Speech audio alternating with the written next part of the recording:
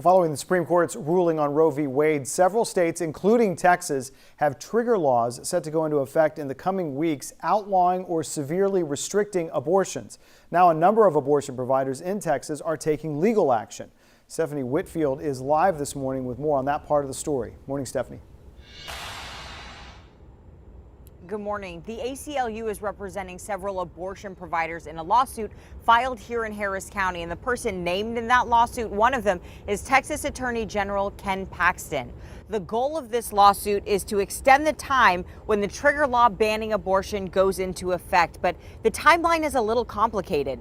Texas's trigger law automatically goes into effect after the Supreme Court issues its ruling overturning Roe versus Wade. On Friday, the court issued its opinion, and experts tell us it'll still be several weeks before the actual judgment is finalized. So that ban in Texas would go into effect 30 days after that. But even then, KHOU legal analyst Carmen Rowe says local district attorneys will decide if they pursue criminal charges related to abortions.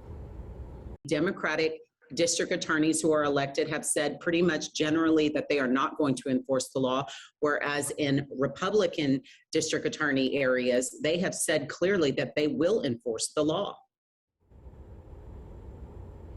It's unclear what the state could do if a local authority refuses to enforce the laws which make performing or assisting in an abortion a felony. Again, the ACLU is trying to delay that law from going into effect, and there's a temporary restraining order hearing on the docket here in Harris County later this morning. Kim, back to you. Stephanie Whitfield live for us this morning. Thank you. We will be keeping a close eye on this, especially with the latest announcement from CVS and Rite Aid. The pharmacies are limiting purchases of emergency contraception. That's also known as Plan B or the morning after pill. The companies say customers can only buy 3 pills of Plan B. CVS says it has enough supply, but there has been a spike in demand since the Supreme Court overturned Roe versus Wade last week.